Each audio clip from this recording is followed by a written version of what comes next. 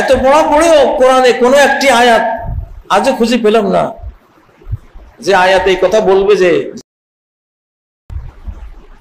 এটা যদি ইসলামিক শতাব্দী হয় তাহলে ইসলামিক শতাব্দীতে বিশ্বে কি কর্মচরিত্রের মানুষেরা নেতৃত্ব দেবে।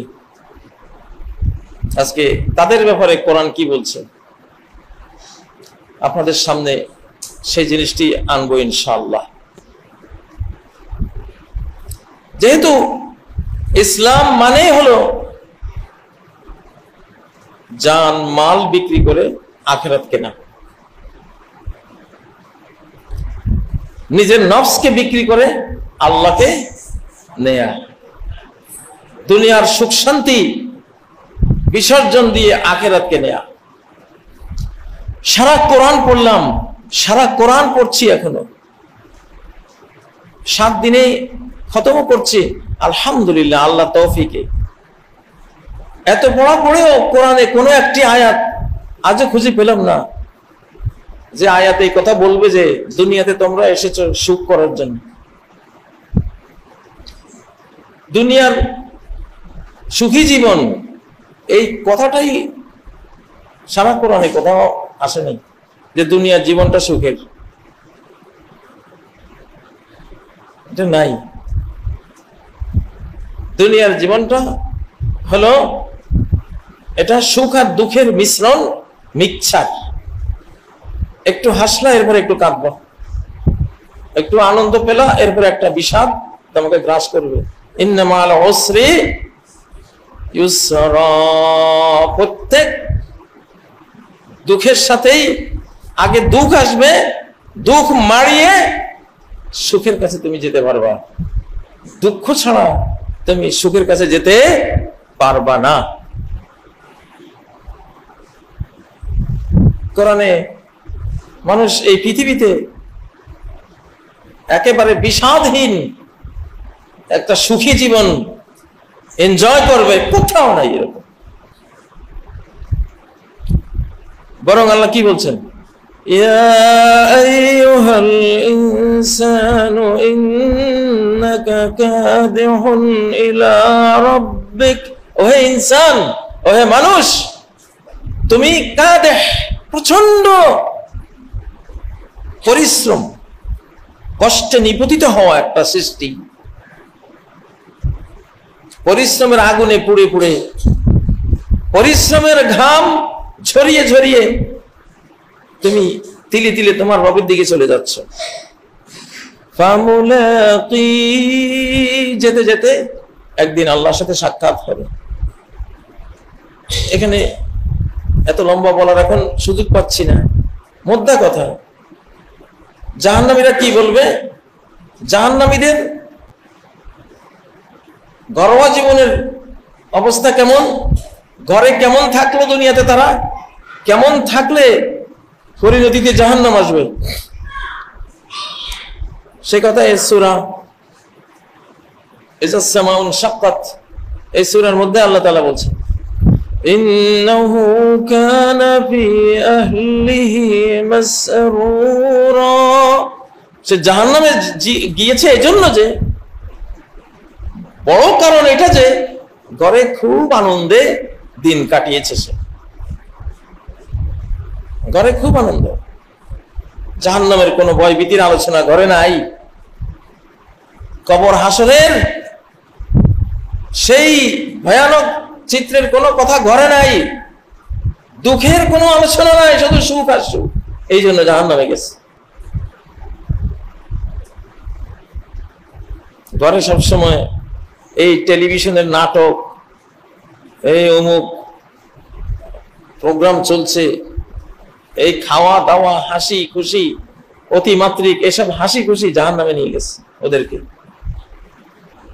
আর জান্নাতি যারা, তাদের ঘর কেমন ছিল, ঘরোয়া জীবন কেমন ছিল? সূরা তূরের মধ্যে আল্লাহ বলছেন, ইন্না কুন্না ক্বাবলু ফি আহলিনা মুশফিকিন, আমরা এর আগে পৃথিবীতে থাকতে আমরা ঘরে খুব আল্লাহর ভয়ে, জাহান্নামের ভয়ে ভীত থাকতাম, কাঁদতাম, আমাদের ঘরের মধ্যে কান্নাকাটি হতো, ভয় ভীতির চর্চা হতো।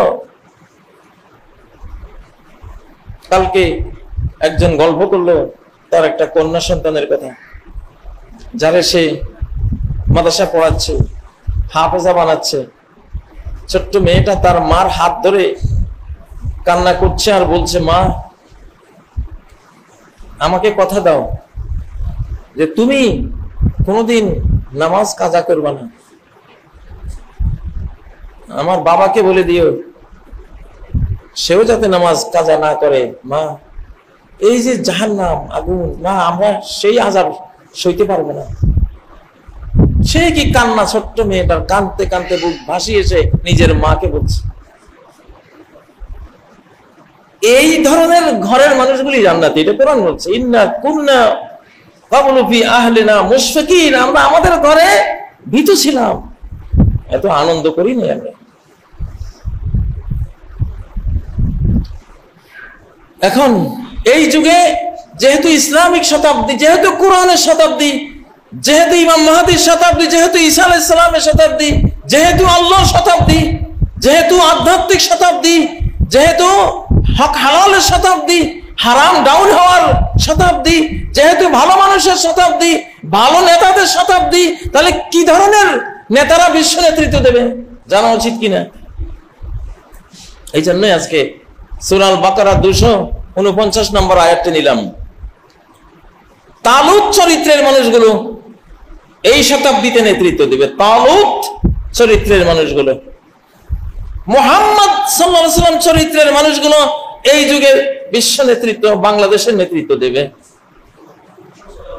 আবু বকর চরিত্রের মানুষগুলো এই যুগে বাংলাদেশের নেতৃত্ব দেবে। ওমর চরিত্রের মানুষগুলো এই যুগে বাংলাদেশ সহ বিশ্বের নেতৃত্ব দেবে। যুগ নিবেন ইসলামের আর নেতা নেবেন জাহেলি যুগের, এটা তো হবে না। যুগ নিবেন কোরআনের আর নেতা নেবেন শয়তানের, এটা কি হবে? হবে না। অতএব ইসলামিক শতাব্দী যখন আসে, ইসলামের গোটা টোটাল চিত্র নিয়ে সে আসে, ফুল কম্প্রিহেন্সিভ চিত্র নিয়ে, সেই বাহিনী নিয়ে, সেই নেতা নিয়ে, সেই জনগোষ্ঠী নিয়ে, সেই মন, সেই কৃষ্টি, সেই কালচার, সেই আদব, সেই লেহাজ, সেই রহমত, সেই মানবিকতা, পরোপকার, সেই সেবা, এই সব কিছু রহমত, বরকত, নাজাত, মুক্তি সব নিয়ে আসবে ইনশাআল্লাহ। অতএব নেতা কারা হবে? তালুত চরিত্র নিয়ে কথা বলি, পরে মুহাম্মদ সাল্লাল্লাহু আলাইহি ওয়াসাল্লাম, আবু বকর, ওমর চরিত্র নিয়ে কথা বলবো, পরে ইমাম মাহদী, ঈসা আলাইহিস সালামের চরিত্র নিয়ে কথা বলবো ইনশাআল্লাহ। দিতে হবে তো, যেহেতু শতাব্দীটা আমাদের ইসলামের, আর ইসলাম 7 মহাদেশের সবারই ধর্ম। কিন্তু বুঝের বলে অনেকেই ইসলামকে মুসলমানের ধর্ম মনে করে।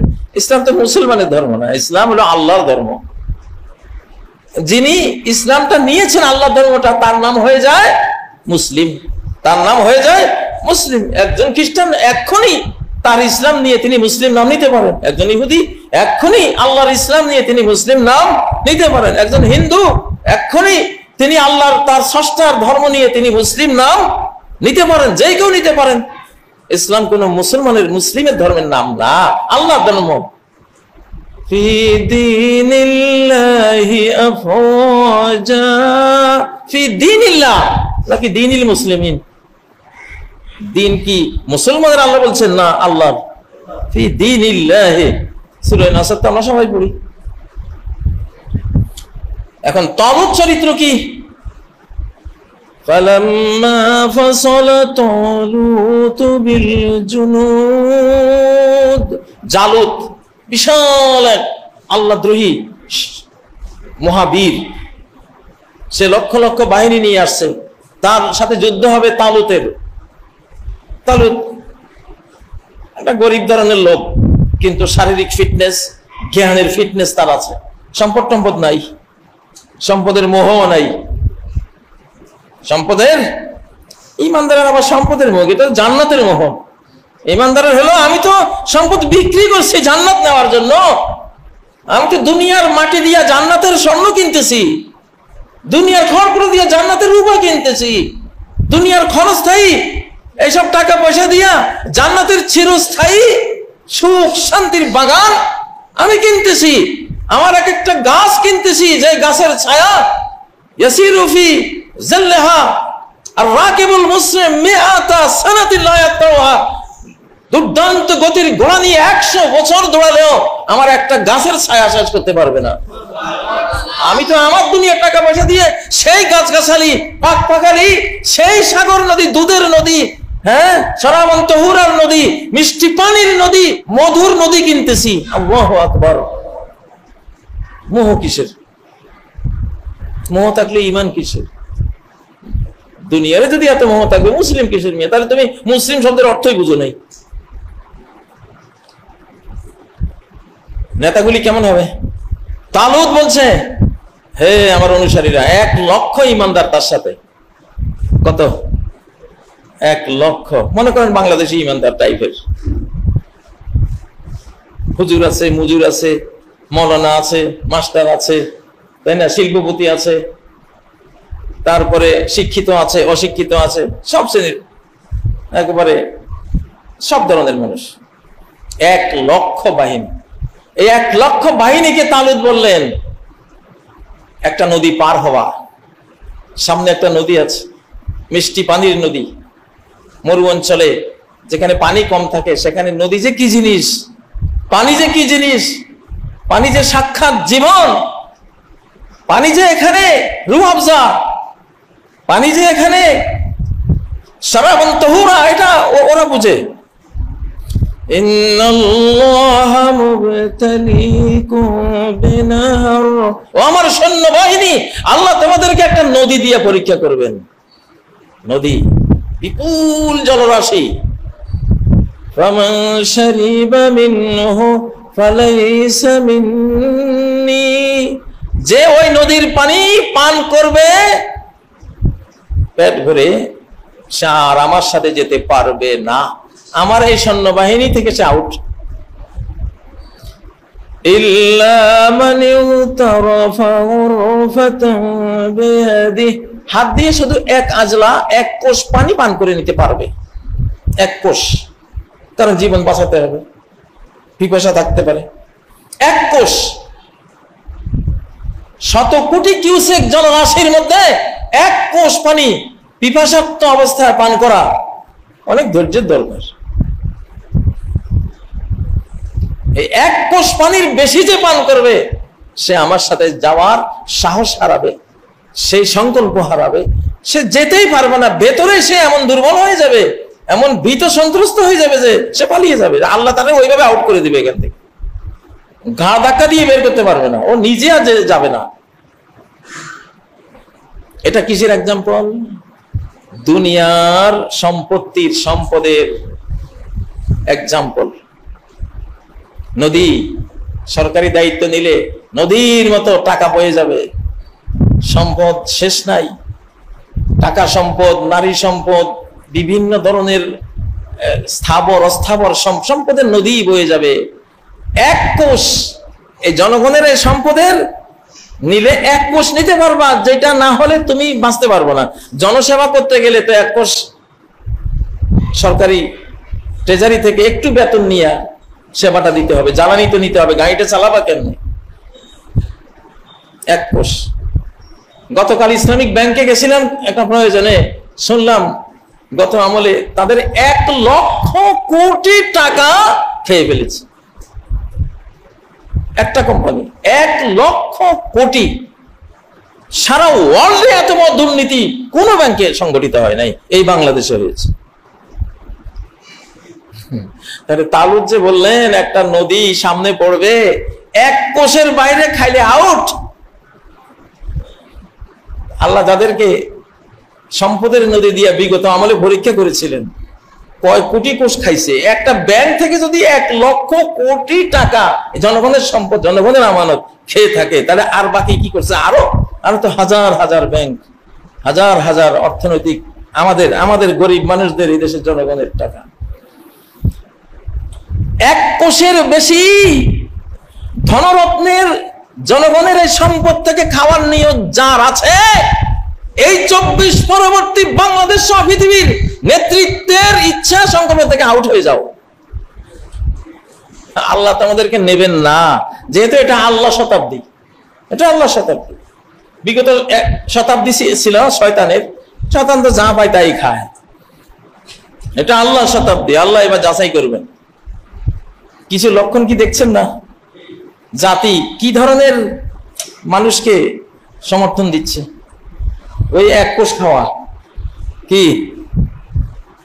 তাদেরকে আরো ফিল্টারিং হতে হবে, সামনে আরো রিফাইন করা হবে, আরো রিফাইনে যারা টিকবে। তালুতের সাথে তো ছিল 1 লক্ষ সৈন্য, ইমানদার সৈন্য। ইমানদারের মধ্যে এক কোষ খেয়ে পার হতে পেরেছে 313 জন মাত্র। কোথায় 1 লাখ আর কোথায় 313 জন? বাকি 99,600 কতজন? 87 জন আউট। 99 লক্ষ কত? 99,687 জন আউট। কেমন মনে হয় আমাদের বাংলাদেশে যদি এখন আমি বলি তোমাদেরকে সরকারি নেতৃত্ব দেওয়া হবে, আল্লাহ দিবেন, সরকারে যাবা, নির্বাচন হোক, মনোনয়ন হবে, মনোনয়নে তোমরা যাবা, কিন্তু শর্ত হলো সরকারি জনগণের সম্পদের নদী থেকে আবু বকর যেমন এত সামান্য নিয়েছিলেন অকল্পনীয়, তার স্ত্রী একটা মিষ্টি কিনে খাওয়ার কোনো পয়সা তার ঘরে হয়নি। 1 মাস একটু একটু একটু করে জমিয়ে মাস শেষে যখন বললেন, আবু বকর এটা তোমার টাকা না, আমাকে যে হক দিয়েছো ওটা আমার মালিকানায় ঢুকেছিল, আমার মালিকানা থেকে আমি জমিয়ে জমিয়ে আজকে তোমাকে দিছি, তুমি মনে করো না যে এটা জনগণের সম্পদ দিয়েছে, এটা আমারটা দিয়েছে। তারপরও আবু বকর মানলেন না, কয় না, বুঝা গেল আমি একটু বেশি দিচ্ছি তোমাকে, এইটুকু না দিলেও তুমি চলতে পারবা। ওইটুকু সরকারি কোষাগারে জনগণের ট্রেজারিতে জমা করে দিয়েছেন। এই চরিত্রের মানুষ এই শতাব্দীতে নেতৃত্বে আসবে ইনশাআল্লাহ। এখন আর চাইলে আপনি নেতা হতে পারবেন না। 1 লক্ষ থেকে ফিল্টারিং হয়ে কয়জন? এই 313 জনের মধ্যে তালুক নিজেও আছে। তাহলে কেমন নেতা? ও নিজে খায় না, তো ওর ফলোয়াররা খাবে কেমনে? নেতায় যদি পাথর বাঁধা হয় পেটে, তাহলে ফলোয়াররা তো অবশ্যই পাথর বাঁধবে। আমার এটা কোনো সাহিত্যিক বা লিটারেচারের একটা বক্তব্য না, এটা রোড ম্যাপ দিচ্ছি আপনাদেরকে। এটা ঘটবে ইনশাআল্লাহ, এটাই হবে ইনশাআল্লাহ। এটা কোনো বক্তৃতা না, এটা এক ধরনের কোরআনিক অর্ডার আপনাদেরকে শোনাচ্ছি যে আমি এটা নেব, কোরআন এটা নেবে, রব্বুল আলামিন এটা নেবে, নিচ্ছেন। আর বাকিদের ব্যাপারে মনোজগৎ জুড়ে এমন ঘৃণা আল্লাহ ঢেলে দিচ্ছেন আকাশ থেকে, মানুষ থুথু দিয়া বিদায় করে দেবে। যারা 1 কোষের বাইরে খাওয়ার নিয়ত করে জনসেবার এই রাজনীতিতে আসবে, অতএব নিয়ত পাল্টান সবাই যারা এমন আছেন।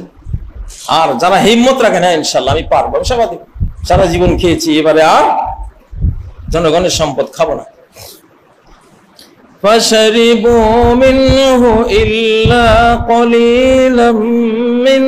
সামান্য 313 জন, তাহলে তালুতের 313 জন 1 লক্ষ সৈনিক, তারা সৈনিক ট্রেন্ড, তারা যুদ্ধ করে বেড়ায়, তারা পাশ করা নর্মাল পাবলিক না, কোটি মানুষ থেকে যাচাই বাছাই করে 1 লক্ষ নেওয়া হয়েছে। সেই 1 লক্ষ ফাইনাল রাউন্ডের যাচাই বাছাইয়ে 313 জন টিকেছে। আমার বাংলাদেশে 313 জনের দরকার এখন নেতা এরকম। আল্লাহ তার বাংলাদেশ এদের হাতে দিয়ে দিবেন, এইরকম 313 হাতে আল্লাহ বাংলাদেশ দিয়ে দিবেন। বাংলাদেশ সেদিকে যাবে ইনশাআল্লাহ, বিশ্ব সেদিকে যাবে ইনশাআল্লাহ। এবার আসেন মুহাম্মদ সাল্লাল্লাহু আলাইহি ওয়াসাল্লামের 313। বদরের যুদ্ধে কি অসহায়, কিচ্ছু নাই, এটা যুদ্ধ করার তলোয়ারও নাই, খাবার নাই, চলার জন্য পর্যাপ্ত কোনো বাহনও নাই, অল্প কয়টা উট ঘোড়া ছিল, কত কষ্ট করে হেঁটে হেঁটে এসে এই যুদ্ধের ময়দানে দাঁড়ালে। আল্লাহু আকবার। সেই 313 জনের এক একজনের চরিত্র কেমন ছিল, এক একজন ওই যে নবীজির দরবারে মেহমান আসছে, তিনি বললেন মেহমানকে কে নিতে পারো? একজন দাঁড়ালেন, আমি নেব। গেলেন, ঘরে দেখলেন কোনো খাবার নেই, শুধু শিশুর জন্য একটা রুটি। স্ত্রী বললেন এই শিশুর জন্য একটা রুটি, এক কাজ করো, আল্লাহ রাসূল সাল্লাল্লাহু আলাইহি ওয়াসাল্লাম মেহমান, তাকে তো আজকে শিশুর উপরে প্রাধান্য দেব, আমি শিশুকে ঘুম পাড়িয়ে দেই। শিশুকে উনি ঘুম পাড়িয়ে দিলেন। এবার একটা রুটি নিয়ে তিনজন, স্বামী স্ত্রী আর মেহমান।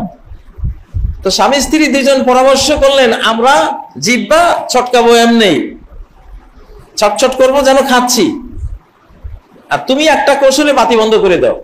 তো বাতি বন্ধ করে দিয়েছে, চেরাগ তো বলে চেরাগের তেল নাই, বন্ধ হয়ে গেছে। অন্ধকারে তিনজনে খাচ্ছে, আসলে খাচ্ছে একজন।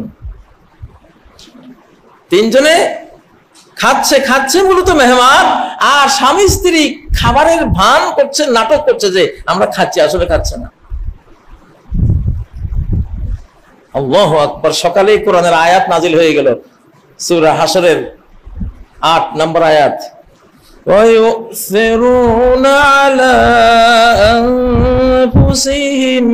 তারা সবসময় সকল কাজে নিজেদেরকে, স্বার্থের কাজে, ভোগের কাজে সবসময় নিজেকে পিছিয়ে রাখে, জনগণকে এগিয়ে রাখে,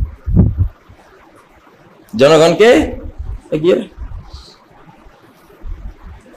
রাস্তাঘাটে ভিআইপি, আপনি জনগণের সেবক, ভিআইপি সাহেব, ভিভিআইপি আপনি হয়েছেন, জনগণকে 4 ঘন্টা 5 ঘন্টা, বিগত আমলে যা দেখতাম 5-6 ঘন্টা আমরা সবাই গোলামের জাত দাঁড়িয়েছি, উনি একজন আমাদের মনিব, উনি মনিব যাচ্ছেন। এগুলি বাদ দেন, জনগণে হলো ভিআইপি, আমতুন নাস। হযরত ওমর সহ ইসলামিক এই ওয়েলফেয়ার কল্যাণ ট্রাস্টের কথা ছিল, যেই মন্ত্রী গরিবের দুয়ারে যায় না তার মন্ত্রিত্ব ক্যান্সেল, গরিবের দুয়ারে যেতে। নিজে না খেয়ে খাওয়াতে হবে, নিজে জ্যামে বসে থেকে, এটা না নেতৃত্ব। সেই শতাব্দী আসছে আলহামদুলিল্লাহ। তো মুহাম্মদ সাল্লাল্লাহু আলাইহি সাল্লামের 313 জন, একজন তো আবু বকর, ঘরের সমস্ত যা আছে দান, সবচেয়ে বড় ব্যবসায়ী আরবের, দান করতে করতে করতে আজকে আর কিছুই নাই। একটু নেকড়া টুকটাক কি পেয়েছেন, ছোট্ট একটা পোটলা বেঁধে নবীজির সামনে এনে হাজির করিয়েছে। আল্লাহু আকবার। কেমন এককোষ খাওয়া মানুষ, এত সম্পদ উপার্জন করেছিলেন, এক কোষের বেশি খেয়েছেন মনে হয়। আর যিনি মুহাম্মদ সাল্লাল্লাহু আলাইহি সাল্লাম, রাষ্ট্রের এত বিপুল সম্পত্তি আসে, সকালে আসে বিকেলে ডিসবাস করে শেষ। একদিন আসর পরে দৌড়ে ঘরে ঢুকলেন, ঘরে ঢুকে আবার বেরিয়ে আসলেন। সাহাবীরা বলেন ইয়া রাসূলুল্লাহ, এত দৌড়ে গেলেন আবার বেরিয়ে আসলেন, কি হলো? আমরা তো ভয় পেয়ে গেছি। কয় না, আমার ঘরে রাষ্ট্রের একটা স্বর্ণের টুকরা, এটা ডিসবাস করা বাকি ছিল, ঘরে রয়ে গেছে ভুলে, আমার মনে নাই। তখন আমি সালাত পড়তেছিলাম, তখন আমার মনে হয়েছে আমি যদি অবস্থায় মারা যায় আল্লাহর কাছে কি জবাব দেব, যে জনগণের একটা স্বর্ণের টুকরা ঘরে রেখে মারা গেছি। এই অপমান, এই অসম্মান, এই অপবাদ নিয়ে আমি মরতে পারি না। আমি জন্য জীবন কখন যায়, ঠিক আছে তাড়াতাড়ি গিয়া ওইটা আয়েশাকে বুঝে দিলাম, আয়েশা এটা মিসকিনদেরকে দিয়ে দাও, এটা বলার জন্য দৌড়ে গেছিলাম। ইসলামের এই শেষ শতাব্দীর নেতৃত্বে তাহলে কেমন লোক লাগবে? এইরকম লোক লাগবে ইনশাআল্লাহ। টুপি সেলাই করে খাওয়া খলিফা লাগবে। আওরঙ্গজেব টুপি সেলাই করে, আসমুদ্র হিমাচল সাম্রাজ্যের মালিক টুপি সেলাই করে খেতেন, ঠিক না? অর্ধ পৃথিবী করেছ শাসন, ধুলার তখতে বসি, খেজুর পাতার প্রাসাদ তোমার বারে বারে গেছে খুশি।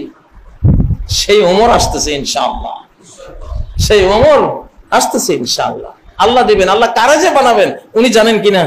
সেই নেতা আসছে। 2021 সালে বলছিলাম যে একটা ইউসুফের গান পাচ্ছি, গানটা তো ঠিক আছে, সেই লক্ষণও তো ঠিক আছে, আপনারা তো পাবেন ইনশাআল্লাহ, আসবে তো ইনশাআল্লাহ। এর আগে ইউসুফকে পাওয়ার মতো এরকম বহু লোক তৈরি হয়ে যাবে, তাকে ফলো করার মতো লোক তৈরি হয়ে যাবে ইনশাআল্লাহ। ওই এক কোষ খাওয়া, এক আজলা খাওয়া নেতা লাগবে। ওটা আল্লাহ ওটা দুনিয়ার সম্পত্তির এক্সাম্পল দিয়েছেন। সূরা বাকারার 249 নম্বর আয়াত। তালুতকে দিয়া শাসকদের ইসলামিক চরিত্র কেমন এইটা एग्जांपल দিয়েছে এক পৃষ্ঠা। তাহলে 313 জনে জালুতের লক্ষাধিক বাহিনীকে পরাজিত করে তার সাম্রাজ্য কেড়ে নিয়ে তাকে দাউদ আলাইহিস সালাম ছিলেন ওই 313 জনের মধ্যে। দাউদ আলাইহিস সালাম 313 জনের একজন কে? দাউদ আলাইহিস সালাম। কেমন দাউদ? ও তাসবিহ পড়লে পাহা তাসবিহ পড়ে।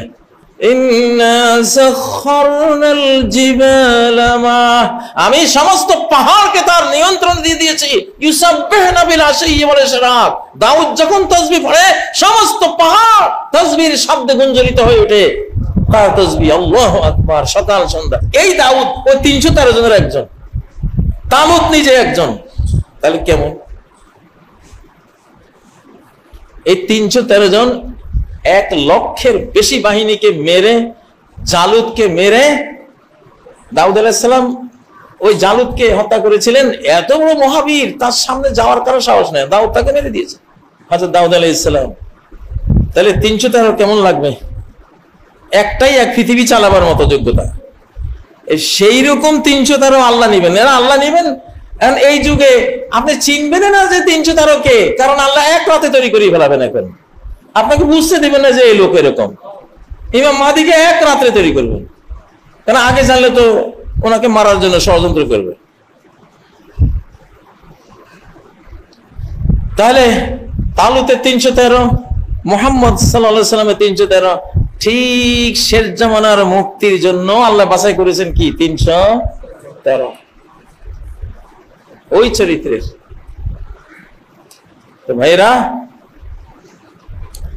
আমরা দুনিয়া বিক্রি করা জাত, মুসলিম দুনিয়া বিক্রি করা জাত, লস নাই তো।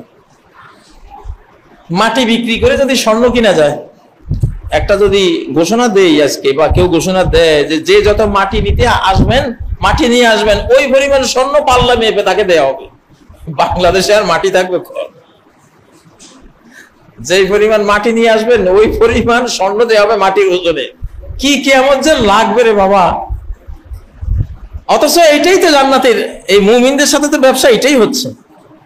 আল্লাহু আকবার। পার্থক্য হলো কেউ বুঝে, কেউ বুঝে না। তো 313 চরিত্রের নেতা লাগবে বাংলাদেশে, যারা পারবেন, যারা এই লাইনে আছেন, মন এইভাবে রেডি করেছেন, ইনশাআল্লাহ আপনাদেরকে আল্লাহ বাছাই করে নেবেন। আমরা চাই, আপনারা চান না এইরকম নেতা আসুক। শতাব্দী হলো ইসলামের, তাহলে নেতা কি হবে? জাহিলিয়তের নেতা? জি না, 24 পরবর্তী ইসলামিক শতাব্দীর নেতা। 24 পরবর্তী ইসলামিক চরিত্র নিয়েই তিনি আসবেন, তারা আসবেন, 313 আসবেন, স্বল্প কিছু মানুষের আসবেন। ওদের পাওয়ার আকাশের পাওয়ার সাথে সংযুক্ত হয়ে এক দুর্ভেদ্য শক্তি, এনার্জি, পাওয়ার তাদের হাতে থাকবে। কেউ কিছু করতে পারবে না ইনশাআল্লাহ। যেমন ইব্রাহিম আলাইহিস সালামকে কিছুই করতে পারে নাই, মুসা আলাইহিস সালামকেও কিছুই করতে পারে নাই, নূহ আলাইহিস সালামকেও তার যুগের সর্বশক্তি ব্যবহার করে তারা কিছু করতে পারে নাই, এখনো পারবে না। অতএব আল্লাহ তাআলা যারা আমাদের বাংলাদেশে রাজনীতি করেন, সারা পৃথিবীতে যারা রাজনীতি করেন, এই শতাব্দীর ফিটনেস তাদের নাই। 24 পূর্ববর্তী যারা ছিল, 24 পরবর্তী বাংলাদেশের নেতৃত্ব দেওয়ার ফিটনেস তাদের আমরা দেখি না। বাকি কয়জনের আছে, যদি তারা ভিতরে ভিতরে আল্লাহ কাউকে দেয়, সেটা বেরিয়ে আসবে ইনশাআল্লাহ। তো আল্লাহ তাআলা আমাদেরকে 313 চরিত্রের মানুষ হিসেবে গড়ে তোলার তৌফিক দান করেন। সারা কোরআনেই আল্লাহ এই ওয়াজগুলি করেছেন। আমাল হায়াতুদ দুনিয়া ইল্লা মাতাস, দুনিয়ার গোটা জীবনটাই হলো সামান্য সামান্য মাতা, উপকার সামগ্রী, ভোগের সামগ্রী। আরবের এক ছোট্ট শিশু মরুভূমি দিয়ে হেঁটে যেতে একটা জুতার পুরানো সোল খুঁজে পেয়েছে। ব্যবহার করার জুতা ছিঁড়ে গেছে, তার যে সোলটা ভাঙ্গাচোরা, ওটা শিশুটা হাতে নিয়ে বলতেছে, আবু ইয়া হাজা মাতা, আবু ইয়া হাজা মাতা। বাবা, এই যে একটা সামগ্রী পাইছি, মাথা পাইছি, একটা মানে ব্যবহারের একটা জিনিস পাইছি, শিশু বাবাকে কি পাইছে, ছিঁড়ে যাওয়া জুতার ছিঁড়ে যাওয়া সোল, এটারে মাথা বলে। দুনিয়া হলো এইটা, দুনিয়া হলো তার সমস্ত ধনরত্ন নিয়ে এইটুকু, আল্লাহর জান্নাতের তুলনায়, আল্লাহর জান্নাতের তুলনায়। তাহলে এই যুগের নেতৃত্ব দিতে হলে এই মনোভাব, এই জ্ঞান এবং এই সংকল্পের, এই নৈতিকতার মানুষ হতে হবে, তাদেরকে আল্লাহ বানাবেন ইনশাআল্লাহ। আকুলু কওলি হাযা ওয়াস্তাগফিরুল্লাহ লি ওয়া লাকুম ফাস্তাগফিরুহু ওয়া তুবু ইলাইহি ইন্নাহু হুয়াল গফুরুর রহিম।